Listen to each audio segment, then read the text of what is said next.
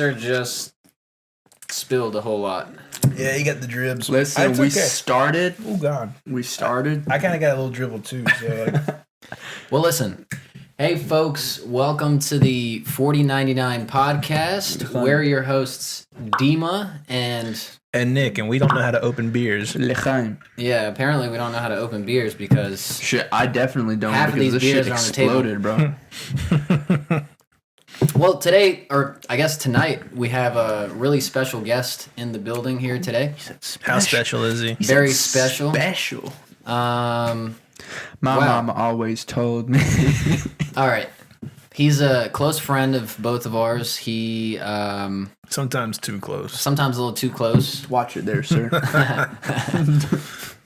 He has his hand in several businesses, a lot of very, very good ideas. So this guy, what I'm saying is this guy is definitely, his brain is full of the idea Bro. shit. My ADHD shit won't stop, bro. My brain's always spitting out some bullshit. He is always doing something, and we are here tonight to talk about him. Yeah. So welcome. Tonight we have Netzer. How y'all doing? Camera one. No, Camera one. Camera two. Yes, sir. We had a camera 3. Where they go? Camera 3 is in the shop right now.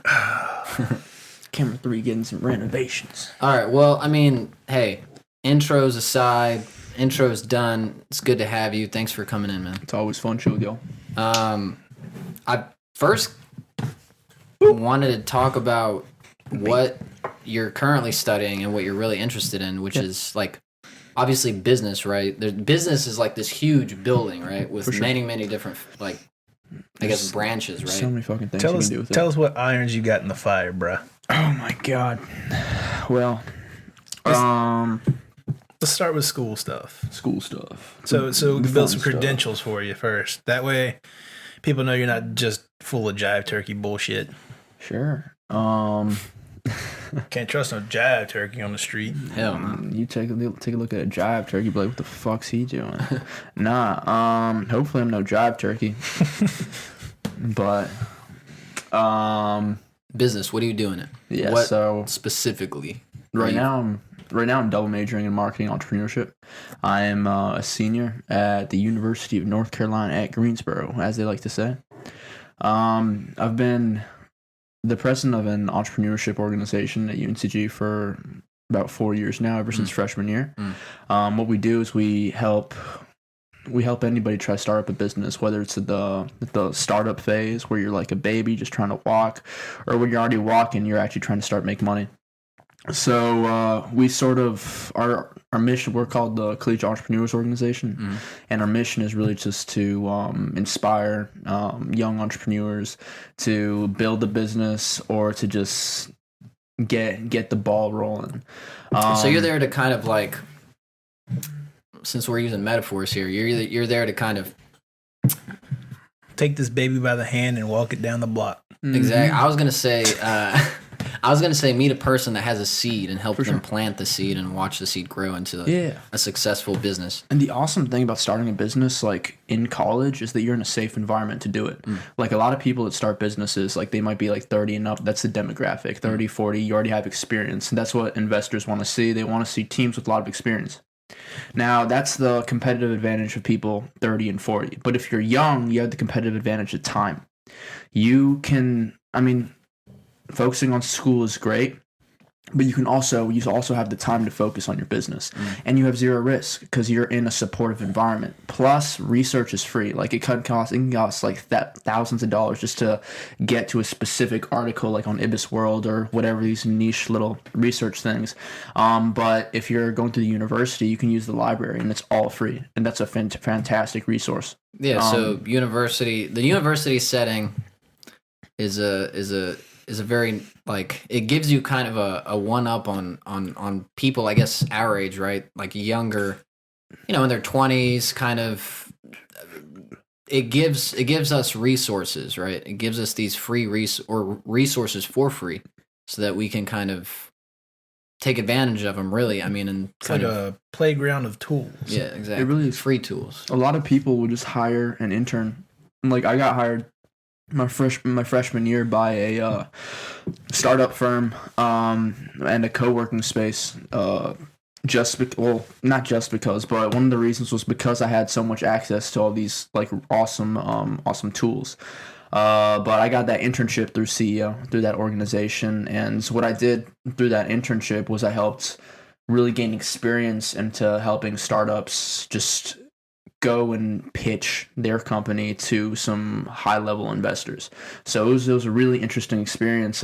We used a system, sort of this scientific system where you have to really take a look at your business to see if it's actually feasible, and to take a look at all of them, tweak your business, and maybe have to pivot in order to make sure that you're good, because there's a lot of things you have to do when it comes to starting up your business. Like the first frame of thought before I even knew anything, when I thought about starting a business, I thought like just an idea. I know there's a bunch of work that has to do with it, but it was all fuzzy. But I sort of learned the proper system in order to go about doing things, and it's the beginning startup phase. It's really long. Like you have to go through, before you even have your product out, like a tangible product, you have to go and make sure that you actually have a market for that product. And how do you do that? You do a bunch of primary research, which is like maybe create surveys or focus groups or whatever, just to make sure that your business is actually feasible, that people are actually going to pay money for it, and to see if the target market that you, or the people that you're going to sell to, are actually the people that you should sell to. And then you also have to focus on the brand name, because it's fun coming up with the name of the business, but you also have to figure out something that clicks and sounds good to the audience. So maybe you like silver cans as your the name of your business, but that doesn't connect with your audience. Maybe you need something more lively, something that because really, you sell wooden spoons. Exactly, like silver cans isn't going to work for that, right? So you have to figure out some things, do some primary research, and really figure out that market or what your audience likes. Because at the end of the day, this is it's a cyclical thing. It's all about the customer. It's always all about, because without them, you don't exist. And I feel like that's a really interesting philosophy to dive into, because it's always, when you're doing something with an audience, it's always all about the audience, because you're providing value for them. Right. And if they don't digest what you have, you're nothing. Right. So to kind of turn it down a little bit, right? For sure. I might have gotten to the weeds a bit. And yeah, well, just for folks that aren't really familiar with specific terminology, or maybe like, I don't know, to kind of recap it, right? Someone has an idea for a business, right? Well, no, someone has an idea, right? So and they figure out, oh wow, maybe I can make a business out of this, right? What would you say in a step, and let's not make it too complex, in a step-by-step process, maybe 3 or 4 steps, right? What would you say it would take to successfully create that business, from the idea to the sales? Yeah, to make. We're saying 3 steps. I'm thinking 4. 4. Yeah, let's do 4. Let's do 4 or 5. And we kind of covered the first one being like ideation. Right. Yeah. So yeah, of course there's ideation. So actually figuring out what your business is, who your audience is, and once you have that, who your target market is, which is who your audience is. Once you have that figured out, you can sort of narrow down your path, because what you really want to do when starting up your business, before even thinking about making money, is you want to sort of build a road for yourself. Because right now you're on a highway. You're on a highway with exit ramp. Exactly. You're on a highway with a bunch of different lanes, but there's only one right lane, and you have to find that one. And how do you do that? Research. That it's either secondary, which is through blogs, scientific like research studies, just to try to figure market research, stuff like that, which you can find, especially so if a person's not in college, right? Yeah. They have this idea, right? This ideation, right? Step 2 is kind of Analysis. testing the water, right? Analysis, right? They're not in college, right? You would probably say, hey, go talk to maybe people that are close to you, right? Go talk to, your friends, go talk to your family, right? Ask them questions. They'd be like, hey, if you wanted a wooden spoon, right? Yeah. I would take it to a non-competing market and talk to them. And also, right. don't be so, like, for me, don't be so afraid. I feel like a lot of mistakes that entrepreneurs do is they think that their idea is so special they can't share it with anybody. That's the opposite. I had that with a food truck idea one time. For sure. Like, you can't do that. Because, first of all, nobody's going to, not nobody, but not a lot of people are going to be as motivated as you because you were the one who had that idea. People are really motivated when it's their idea. They have that spark. For me, it feels like there's a Passion. It's a passion, exactly. For me, it feels like there's when I have that passion, there's this drive that I have to go and do it. But other people won't have it. I feel like you know Flavor what I mean? Flav here in the background just dropping hype words. Yes, sir. Yes, sir. Check it. Check it, sir. But no, you have to share it. And that's actually how you figure out if your business is going to be feasible, if your business is going to succeed.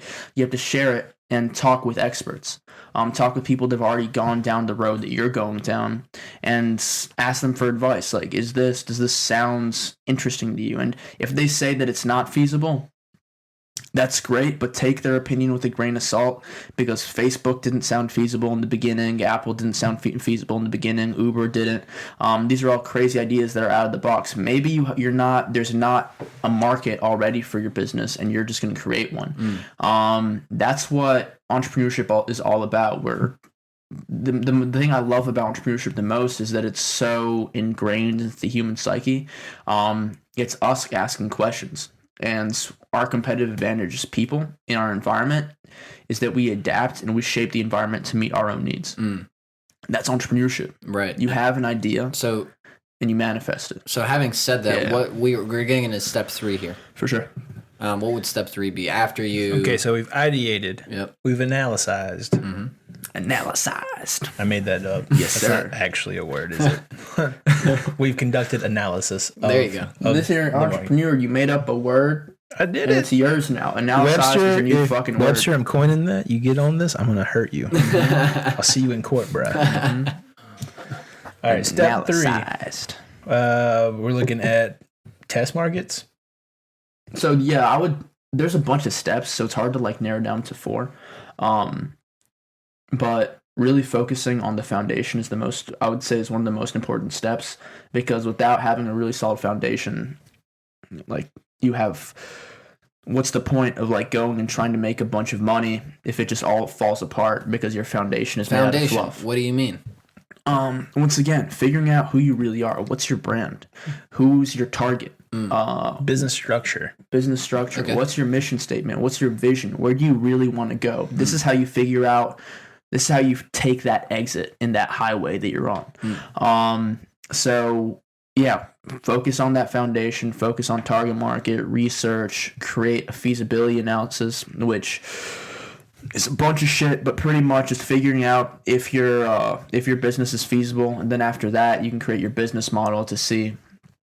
And this is before you even start making money. This is all stuff that's kind of for free. Yeah, of course. Which is great because it's for free. You're figuring out your business and your path, and then you can just follow that path. That's what a business model is.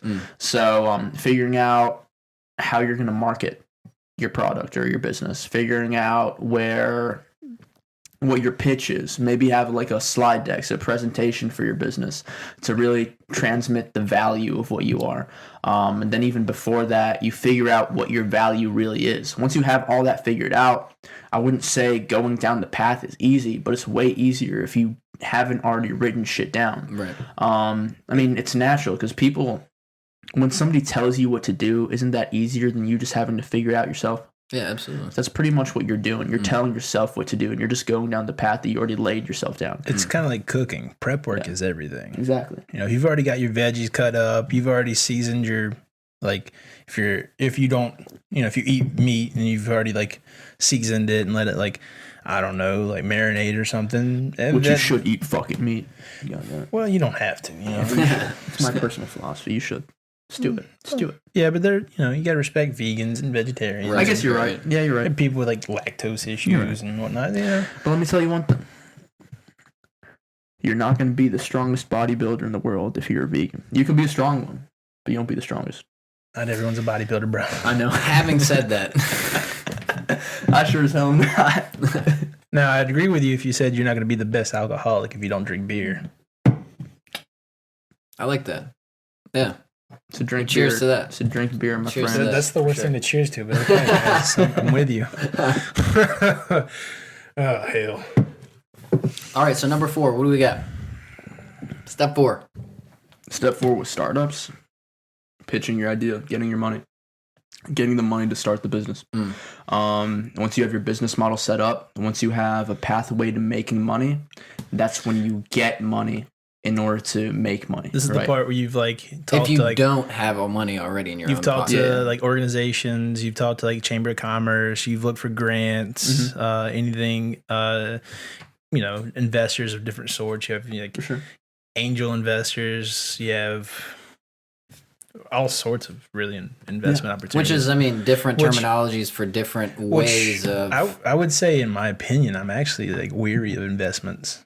Like That's a good. You're right. Because like as an entrepreneur, you're trying to make your money. Yeah. If you take on all these investors, you're making their money. So that's an interesting point because the businesses that I worked with, they were tech based, and a lot of tech based companies do need investors. But if your business is more tangible, like a product, a lot of people bootstrap and sort of just sell their way into success. Investors are risky. They're inherently risky because they might not have your best interest in mind. They just want to make their own profit. They want you to get to a certain point where you can sell your business and then they get their return on investment. Right. So what they're looking for in you is basically a bill of faith. Exactly. They want to see that you have that drive and passion to not quit on them because they put all this money or faith into you. They want to see those first 4 steps. They want to see you have an idea, a good idea. You know what's going on in the world around you, and you've prepared to make that next. Because think about it. No one's going to give you money for a shitty idea that you haven't fully thought out and fully tested. No one's. No one's going to take you seriously if you just come into even if you have the right connections. Nothing's going to happen for you. Yeah. So it's and I feel like that's a very practical point to make is. Folks, all these steps will get you results. Yep. Right. And also the other negative side of having investors, they sort of dilute your business. Oh yeah, because what you have to do is you have to give them ownership of part of your business, or not always, but a lot of them are asking for a specific ownership of your business because you're not paying them with money. Well, think Shark Tank, folks. Yeah, you're not paying them with money yet. But they want to make money in the long term. Right. And how do they do that? By having a specific percentage of ownership of your business. Then once you sell it, they get that amount of money, the percent of whatever your business costs. So like if your business is $100,000, they get $12,000. Right. So it's an interesting point, and it's your business. So you want full ownership. You want it's your baby. Exactly. It's your baby. It's your baby. You don't want nobody to just walk off with your baby. No. Dingo got my baby. Fuck. Where's my shotgun? Fucking pull up right now. Exactly. Like you'll snipe them. Fucking ain't nobody running away with my baby. But that's the risk you take on when you go looking for investors. For sure. Ideally, you have the money in your pocket and you can just literally use that money and invest in your own business, right? But so another thing you can do is just bootstrap it. Which is just pull yourself up by your bootstraps and pay and use your own money in order to make your business.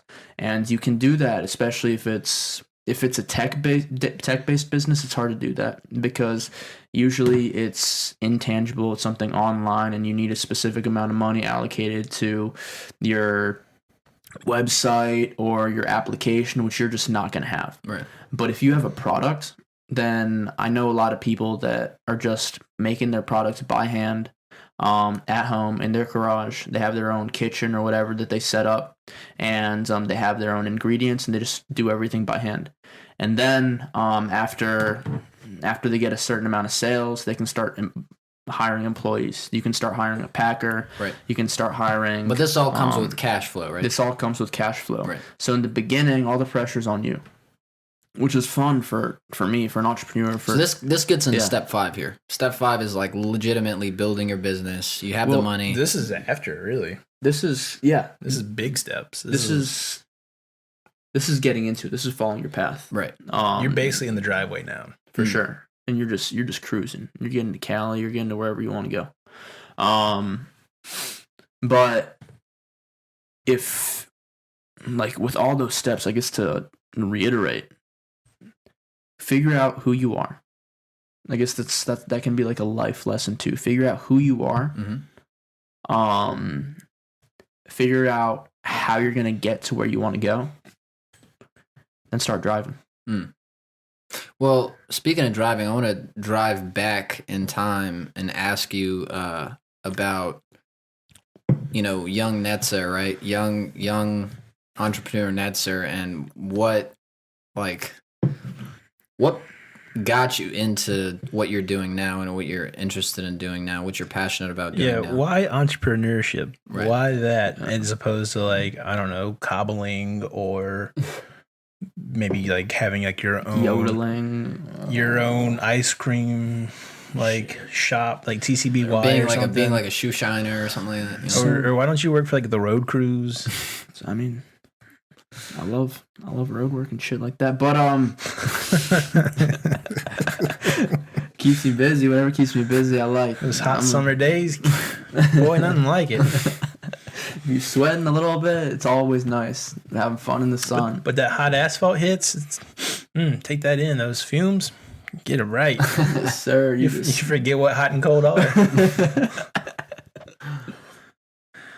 Get lost in those fumes. But for me, it was never really entrepreneurship. Like, it was never a big focus on entrepreneurship. It was more, I was a talkative kid. I remember when I was a kid, I was doing like little garage sales, and I was convincing people to come over, and I was competing with my sister and her friends, and I was always like, no, our product is the best. So I guess I don't really think of myself. Our secondhand love seat is exactly. You see this, definitely the best in town. You see this spy watch. I know she's got the same thing, but it's inferior. Exactly. And we came up with a whole sales pitch. So for me, what I was my skill was always just sort of trying to convince people or persuading people to delve into a story that I made about something, and once they started rolling with me on that story, they sort of just wanted to get that product. So I was more of a salesman. I am communication, relationship building. That's problem solving for sure. So for me, I thought that my competitive advantage or my skill was really just sales or talking to people. Yeah, no, but what got you into that? Like, why were you doing all of that, right? Like, well, I mean, I guess it goes back to, I liked sales, but like the question is, why did I like sales? Right. I liked sales to start off with was because I like to compete with my sister. So how did I compete with her? I had to be able to communicate my value proposition better than she could. So it was always a form of competition. And personally, I don't always think of myself as competitive, but I am. And I've been that way since. Your poor sister. I mean, it is what it is, but that's just how we grew up. Like I always felt like I had to compete with her on things. And maybe that's a sibling thing, maybe not, I don't know. But that's how it was for me growing up. So for me, I was always interested in competition. It would go into sports too. I remember in elementary school and then going into middle school. You know this, and fucking Benet. I would play just about every single sport. Play soccer, basketball, football, all that stuff. You running cross country? Cross country. I ran cross country. You can't play no. I can't play no football right now, but boy can't play no. We had football. that flag football, and I was a killer right there, bro. I got them flags like nothing else, sir. I was agile as fuck. Big boys couldn't touch this. I'd do the spin. I'd pull a spin move. They tried to get me. I was too skinny. I would escape right out of their hands like a worm, bro. They can't. Call him Little Houdini out there. Yes, sir, bro. I would disappear. Babushka. Sir. Babushka. That's funny. But I love the competition. I love the fire that it brought to me. Like when I saw somebody else like right in front of me on the other team, and I was just looking at them. I was like, "You're not getting past me," or You're not "I'm getting gonna get past you." We're playing in soccer. babushka fucking football out here. You done? See how fast I am? Lightning. I'll grab your flag. Exactly. You got that agility. But and It's a it competition. also went back to when I was a kid. My dad was driving on the highway. I didn't know driving rules. I just knew that I didn't want any car to pass us. Mm. You know what I mean? Always on accelerator. Hey, Dad. I said, Dad, what the fuck are you doing? 45. Why are you Hit letting the this 65. motherfucker? Why are you letting this motherfucker pass us? Keep going, right? Talladega Nights. If you ain't first, You're last. you're last. Right. So that's where it started. And I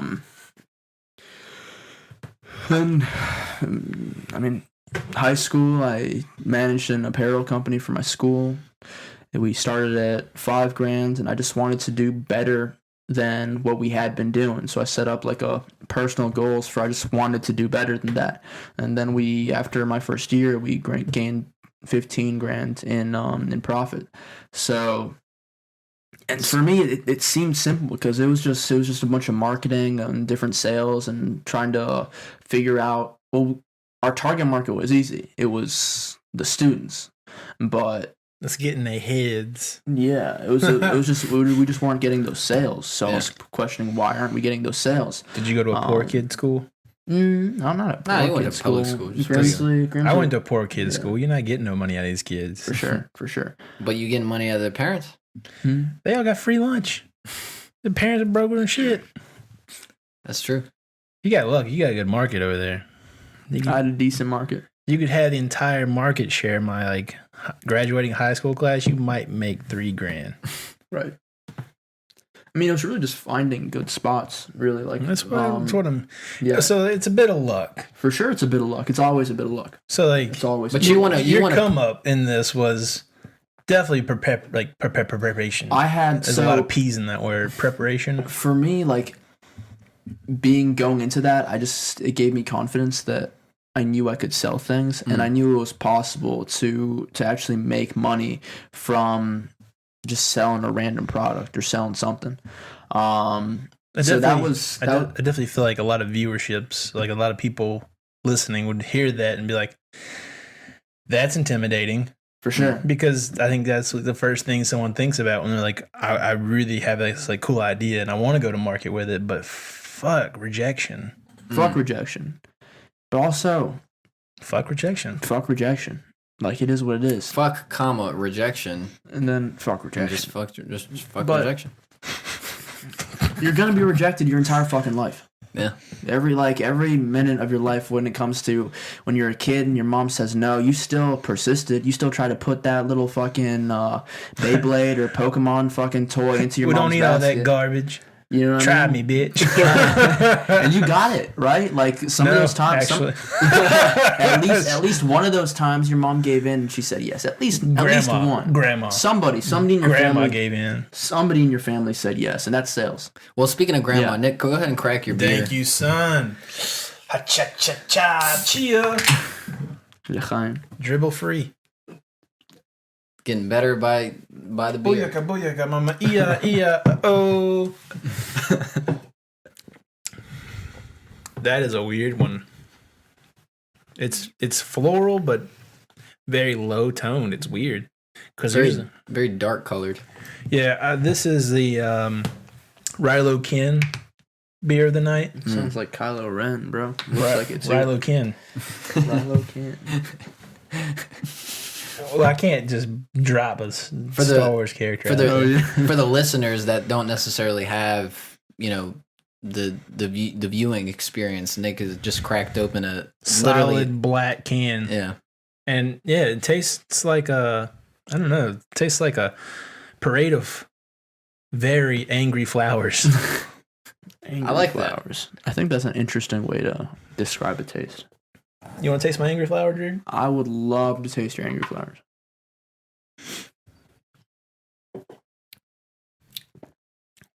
Yeah, it feels like flowers are screaming at me. Yeah, they're not bright floral bouquets. They're like pissed off, like brown roses. Oh yeah, they're in there. Like a bunch of thorns. They're just like Fuck you won't. You ain't gonna touch this. Fuck you. Trying to pull me out for your goddamn girl on Valentine's Day. You're gonna get pricked tonight. It's like that bush the dog keeps pissing on. You take that and make a beer out of it. I'll be the fucking Ta-da. dickhead who drinks it. Right. Well, listen. You So just squeeze the fucking root, the fucking thorn. All right, so we've gone through like we've gone through the step-by-step process of trying to, having an idea and kind of getting to the point meat and of potatoes of entrepreneurship. Right. We've kind of like gotten into what got you into getting in it. Getting into it. And so tell us what you got on the plate next. All right, what's for dessert? What you working on? Fuck dessert. I always like to stick to the steak. I do desserts first. Desserts first. I call it catching the high because life is uncertain. I might die before I get to dessert. So let me hit that first. Damn right. For me, fuck a dessert, fuck a cake. Just give me a steak. That's all it is. Listen. Your steak is dessert, right? For sure. And what's your dessert, man? What's your steak? What you got working in the works? What you got working in the works? What's working for you? What's working for me? Nothing. Definitely not words tonight. No. So you got this thing, right? You got a project. We can't really get into too much detail just because it's still. Well, we can talk about things. You're still kind of. We can talk about just like what I said earlier. I'm not too afraid to talk about my projects. I'm not going to say the full name, but I really like tea. I've always really liked tea, and I thought that it was always interesting. And I've always loved talking to people and having conversations. And I found that this world isn't having enough of that open communication or isn't listening enough, right? Which is why we're here. Which is why we're here, Yeah. right? I'm not really here to listen anymore. I'm really just here to ramble. And I feel like I look really cool when I hold the microphone like this. You look like I get Elvis. get a little Elvis Presley going in. But yeah, no, you're right. That's why we're here. Ain't nothing but a hound dog thing. Crying all the time. Ain't never caught a rabbit. And you ain't no friend of mine.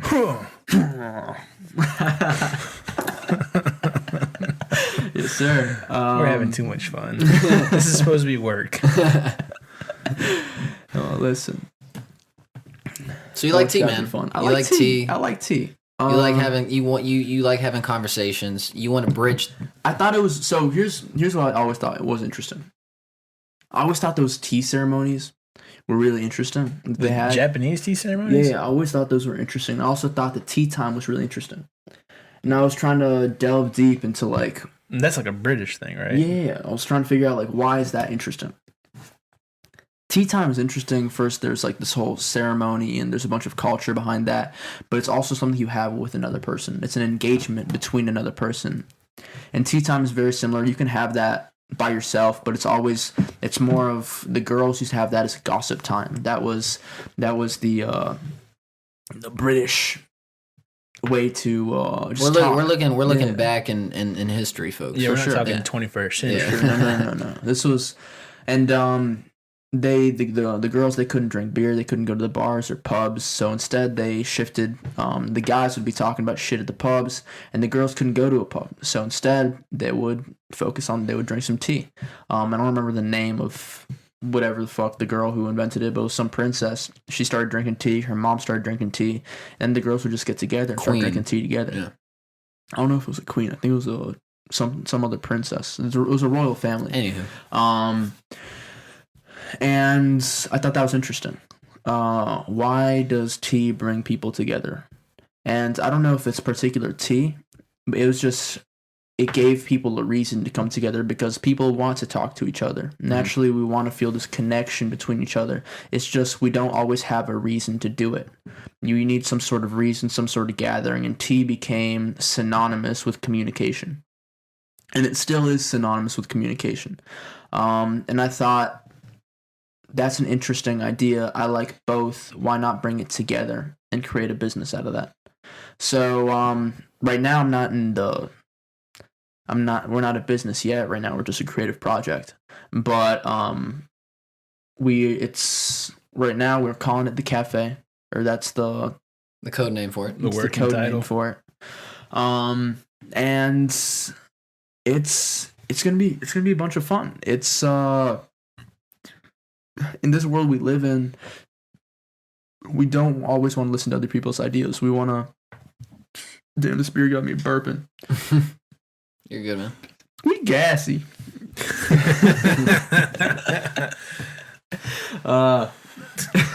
Gas him up, boy. Yes, sir. He burping up those flowers. These fucking dog shit flower bears. He burping up those petals. But yeah, man. Yeah, I mean, So what are you gonna do with it? What's the we gotta groundwork? sell it. We gotta make money, honey. All right, but like, what are you selling? We're selling tea, but we're selling an experience. So Most of all, are you saying I like think that you're gonna sell some tea to people So what and I have them wanna- call you? what I want to do with this, yes, sir. What I want to do with this is instead of just having a tea company, tea is a front, but it's the real foundation is a media company.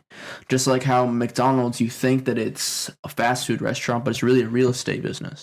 That's gonna be the similar thing with this company. And we're gonna rerun that statement right there about McDonald's because I feel like that's an important thing to talk Run about. it back. For sure. But continue. I'm sorry. For sure. It needs to be. I thought that it needs to be deeper.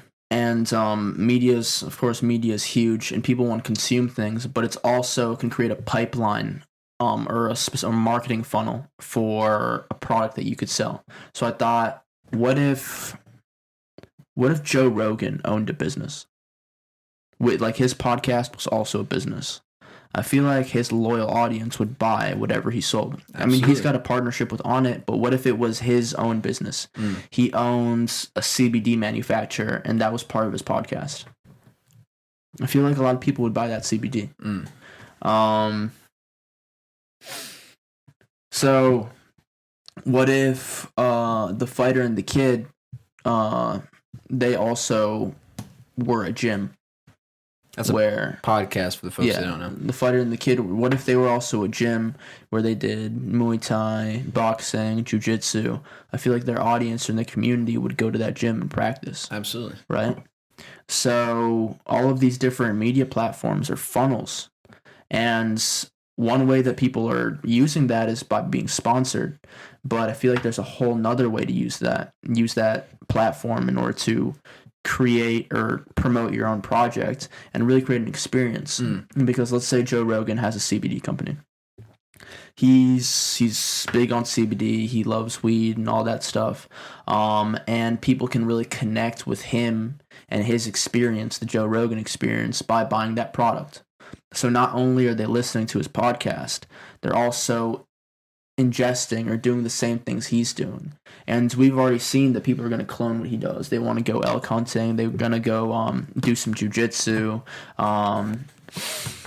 shoot a bow and arrow. People like connecting to things that People want to mirror the things that they admire. Right. And Exactly. that's very natural. It's a very natural thing. And internally, as people, I mean, have you ever heard of the thing that you are the four people that you hang around the most? Absolutely. There's a reason for that. The reason is I'm the torchbearer for that message, man. for sure. It's like saying you are the company you keep. For sure. Mhm. The reason is that back in the day, back in the hunter and gatherer days, you would die if you weren't around reliable people. You wouldn't survive. Right. So what you wanted to do is you wanted to maximize your fitness. And how would you do that? You would stay within the group. You'd stay within the clan. And in order to stay within the clan, you had to be similar to them. You had to like each other and all that stuff. So you would mirror what other people did in order to make sure that you could be a cohesive group. And there's actually a term for that. It's called mirror neurons. As babies, I mean, you know that like babies like to copy shit. Mhm. So that's when their brain, like the neuroplasticity, that's what it's called. That's when their brain is really plastic, and it absorbs a bunch of things. But those mirror neurons are still in effect even when you're 20 years or older. Because what you'll see is if you hang around, say you're hanging around with your girl for a long time, your girl hangs around you for a long time, she's gonna pick up on some of your traits, like some of the words that you say and some of the other things that you say. Right. So it's something that's toxic, especially when And then in this online environment that we have, we can, not only is it the people that we hang around, it's the people that we view on social media, Right. The people that we admire, like The Rock or whatever. You want to be like them. I love Dwayne Johnson. Dwayne The Rock fucking Johnson, for I feel sure. really bad for him right now. Him, his wife, his kid all got down with COVID. Yeah. Oh man. Yeah. So like, best wishes. I hope Yeah. I hope that For sure. clears up. Hope everyone's okay. I haven't checked in with it. I don't know this year, but I feel bad about it. I think he'll be fine. I hope so. He's The Rock. He's known for strength. But the reason you're talking about all of these things, right, is bringing it back to your idea and the company that you're trying to build. It sort of plays on human psychology. Right. It plays on And what Human I'm nature. exactly. kind of spotlighting and honing in on what exactly we're focusing on here is that experience, right? A lot of businesses are interesting, but customers don't. I don't feel like customers are really engaged with it. Like, I know if you have like a hair product company, it's really interesting if you have all these YouTube channels explaining what your product does and everything. But at the end of the day, you have customers. You don't have an audience. So you have trust because your customers believe in your product, and they also probably believe in you to an extent, but they don't really know you. They just know what you sell. Right. And they know what your vision is for that company. I feel like another pipeline towards that is having a customer really know you. So you want to humanize. You want to humanize these things. You want to take this company, right? A lot of the time when we talk about companies, it's mostly the way we as human beings look at companies is think about these that people. corporate- These are people that are trying to sell us something, right? Yeah. These are people that are, in a way, I don't know if above us would be the proper kind of way to look at it, but you don't really associate these people as, friends or something like that, right? Right. Creating that Relationship. media, right? Exactly. Creating that, that media platform, right? That is the bridge that connects people to you and helps them kind of draw that relation, right? And see you as a person, see this company as a person, right? Again, humanizing this thing, And right? It's an interesting topic of discussion because a lot of new age businesses, it's about creating like a family, right? It's about creating a community. Right. Now the thing is, how do you get your audience to get really close with you? That's the question. And a lot of businesses are doing really interesting things. They're getting really up in social media and they're posting their own stories or whatever. But I don't see the cohesion of that in a business, of the media and the business. Like maybe you have your product front, but then behind that you're also a media company. Like Barstools is really interesting. They're a really interesting company because they're a media company, but they started as like a funny social media page and they really developed into becoming They got sports, they got sports. They've got all these different things. They still do the funnies though. They still do the funnies. They still I like the funnies. for sure. I don't go for the media. right. And you don't have to take them very seriously. And there's also this thing with cancel culture. If you have, for example, we can take The Fighter and the Kid, for example. You have Brennan Schaub and Brian Callen. And it feels like Brian Callen was canceled a little bit in that podcast. And the sponsors would have probably like gone away if Brian Callen stayed. Rightfully so, because sure. of association. So then there's another inherent risk with the podcast platform. If you say things that you shouldn't, then you won't make the money that you made before because the sponsors don't believe what you say. So, but if the sponsors were just an additional thing that they had another form of revenue, but it wasn't their foundation, then they could still operate however the hell they wanted. And also, it's interesting to operate however the hell you want. Like if you're right now, if Apple, actually we can look at Tesla. Elon Musk smoked marijuana with Joe Rogan, and fucking the stock of Tesla dropped significantly, and people were thinking he's so stupid, he's volatile, we can't trust him, yada yada yada. We gotta stop that train of thought. Yeah, what if you didn't have to give a fuck about what the populace liked? All you had to give a fuck was about what your family liked. And your family knows you. And your family will trust in you. Right. The issue with that is a lot of these companies, right? are thinking in a very company-esque way, For right? sure. Like in a market that's so saturated with, for lack of better terminology, old white people, Yeah. right? Or You have a 1960s like frame of mind. Exactly.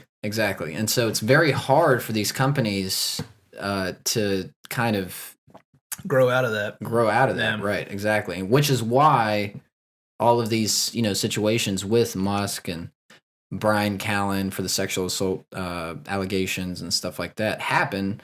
Whenever they do happen, that's why stocks plummet. That's why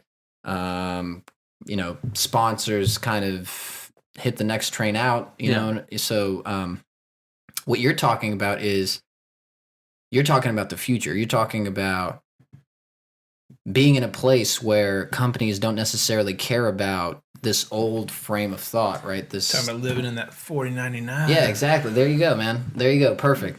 Yeah, we're talking about 4099, folks. We're here for the future, man. That's a good connection. But yeah, exactly. That's what you're talking about. So reeling it back to your idea, right? The media idea as well as the tea idea. Mm-hmm. What are your kind of, as far as you can kind of talk about and tell us, what is your plan with it? What can people kind of expect? Well, yeah, what's your admiration? Just give me a second. Let me pull something up, just sort of to. All right. So y'all talk while I pull this up real quick. How was your day, Dima?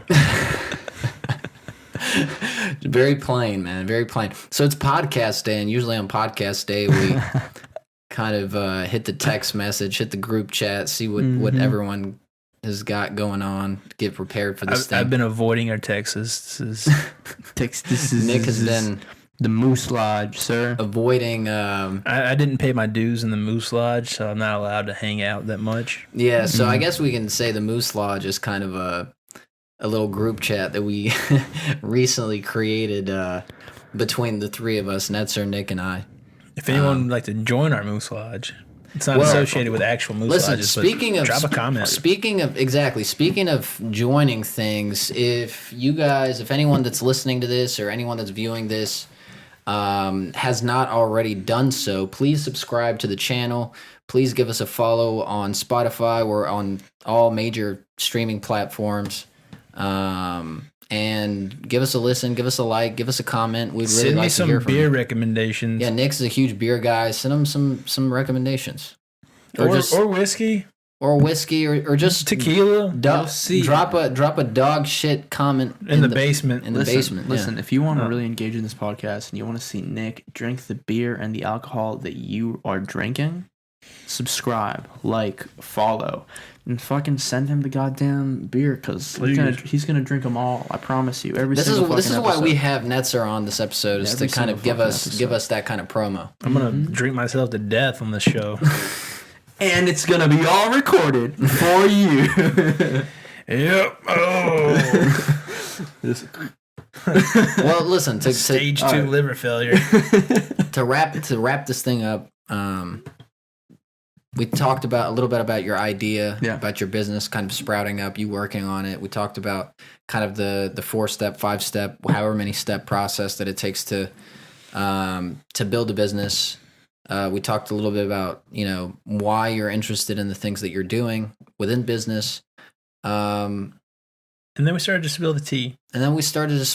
And speaking of tea, and speaking of spilling the tea, it's your turn. Can you spill the tea and give the folks that are the beautiful, beautiful viewership and listeners your credentials? They've been listening for 4 weeks. They want everything. Give it up. My credentials. And what I mean by that is your handles to all or any social media platform so that they can kind of follow you if they want to, or reach out to you, ask you a couple questions maybe about, if they have an idea of starting a business. And, you're a very nice dude, and I'm sure you'd love to help a lot of people, help a lot to out. So nice. Please share. Yeah. My Instagram is Nets, Netz, Wasser, Wasser, and that's all together.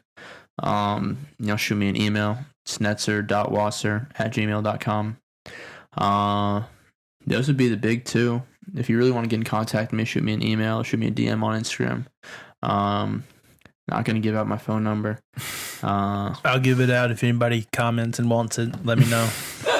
If you make a beer recommendation or an alcohol recommendation to Nick, and you also want to start a business, then he'll give you my phone number. How about that? I'll definitely do that.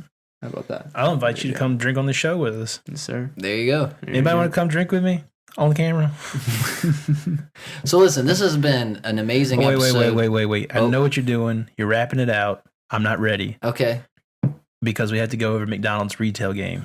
Perfect. I love that. So we spoke a little bit about McDonald's, and everyone knows McDonald's as a fast food joint, right? Everyone knows McDonald's as the place to go for the Big Mac or whatever burger you're snaking on. Chicken. No. Right now it's the Travis Scott. Oh yeah, they're doing that new thing. The hashtag Travie Patty. The Travie Patty, man. And you spoke a little bit about the Travie Patty. That's wild. You spoke a little bit about it being more of a real estate gig, right? Mm-hmm. So what do you mean by that? I know what's interesting about what you said, but so that the listeners and the viewers can know, what do you mean by that? A real estate gig? So how did they start? They started in this, I forgot the exact town, but it was two brothers who made Small Town USA. Small Town USA. There's two brothers who made a really interesting system. The system was making food fast. Before, it would take like 30, 40 minutes maybe to cook up food, and then you'd have to go and bring it out to people. You'd have to get hire waiters and stuff like that, people on roller skates, wherever the fuck, to go and bring it out to people. McDonald's, their innovation, or why they did so good, was, first of all, they didn't bring it out to anybody. People came to them. And that was really interesting because psychologically that became a thing where you have to go to McDonald's. They're not going to come to you, right? So that was an interesting concept. And plus, they could do that because their food was going out so fast.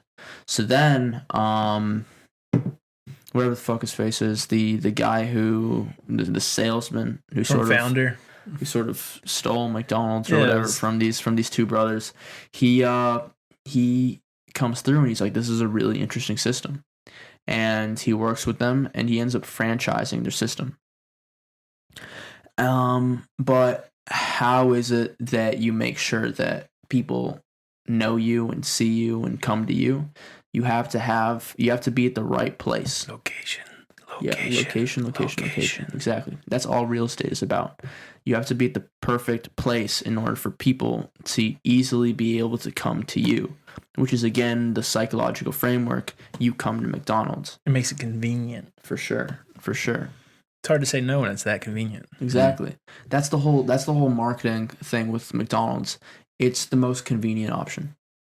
You're happy when you're driving. You're doing a road trip. Mm-hmm. You're at a small, strange town that you've never been to. Boom! What do you see? You see that big ass. You see that big ass familiar, happy M looking right at you. It's not an M.